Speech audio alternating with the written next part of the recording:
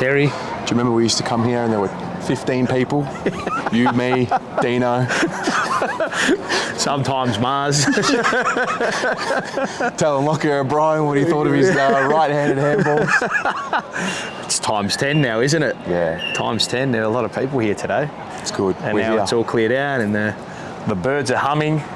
This is our second finals training set. Well, first finals training session. Yes, it is indeed. It was a good day. It was a good day. Yeah, the place was definitely buzzing. There are a few people on the track that we caught wind of, which is very exciting. It's just good to be doing this. Yes. Rather than being in the doldrums with our season being done. You know, a lot of the conversations I had with people today was, we were almost not here today. Yeah, but we are. But we're here. Yeah. How do you feel? Because I've had this frustration. But then there's also this realization that get over it because you're here. Yeah, you have to get over it. So reset and you can be angry when it's all said and done. Yeah, of course. I think there's for us, and people were saying, we don't, they don't deserve it or they don't. Of course you deserve it. You're there. You won 13 games. You're there. And we've had a lot of mitigating factors in the last couple of weeks of the season. And look, are they an excuse? Probably not, but they're a factor. So I think for us now, we go up to a place that it hadn't been fond memories recently, but at the start of the year, we performed admirably up there and got the job done. Like, for me, all the pressure is on Brisbane. Absolutely. Right? And I know that there's always going to be pressure on us because Carlton's a big club, massive supporter base, passionate. Yeah. We're always going to be harsh and hard on the playing group, but I don't believe in this free hit scenario. Like, it's not. You go there, you go and try and get the job done. And if they lose, we'll be disappointed, mate. Yeah. There's no reason we can't go up there and win. To me, there's no reason why we can't go up there and win based on what's happened this year. And Brisbane they're not a world beater, are they? Yeah, no, I don't. I don't look at Brisbane to having the same aura as what they did. No. But look, at the end of the day, 8 teams qualify for finals. Correct. And whatever that journey looks like to get there, you get there. I think everyone, fans, players, staff, needed a week off. I think everybody just needed it. After that Saints game, and don't want to. I didn't feel like there was no. I thought, okay, it's probably done, but am I really that upset? Yeah, maybe to a point, but you said it too. It's a familiar feeling. And that's probably not a good thing. Well, at the end of the day, like when it's all said and done, you make it, you play finals. Yeah. You don't make it, you have your conversations, who's staying, who's going, which big fish, which not big fish, which role player, which trade, which kid. And it's just rinse and repeat. The process is understood. Yeah, of course. But what can you do? You can rant and rave and complain about it all. And look, we have to uphold the standard as a fan base. There's no doubt about it, right? Yeah. But at the end of the day, we're here, we're in finals, and like we said after the Hawthorn game and even after the West Coast game, I don't want to make finals, but you've got to make the 8. No, you've got to get there. I think everyone just has a different way of dealing with it. I know. Of course. I think everyone wanted us to play finals.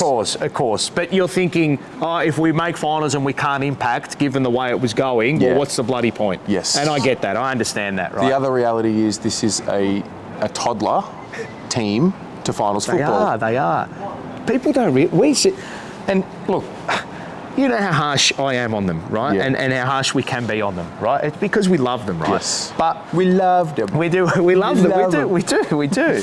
But from my end, I look at it and think, well, from where we were to where we are now, right? The standards always have to be of a high level. But I look at it and think, well, this group, this core group, and this list of people, I'm talking people at the club as well, because the decision makers, even from above, this is the first time that they have all been through this. Do you know what I mean? So how do you deal with it? It's like, and I don't want to use analogies, it's like when you drive a car for the first time. It's a great achievement, but you're not what you are when you're a P-plater. It's true. You've got to have that experience, and I think we've maybe undersold that a bit, but that doesn't mean we drop our standards. No, of course. Do you know what I mean? But also there's what happens when it's going well, and there's what happens when it's not going well. And unfortunately, for us, we just want the good times. Of course. Because we think that the last 10, 20 years have been the bad times, but the reality is this is a new group of people. And no one wants the hardship of actually getting there, because the hardship we go through is on game day, the days after that, and then leading into a game. Yes. These guys are actually getting physically belted every single week, which is, it's a tricky caper, mate. It's a very weird, difficult because caper. you get out on the field and you have no time to think.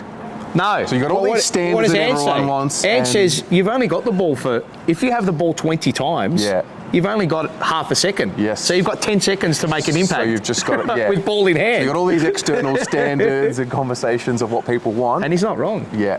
He's not wrong. So looking forward to Saturday. What's the story? Previewing the game. Who do you think?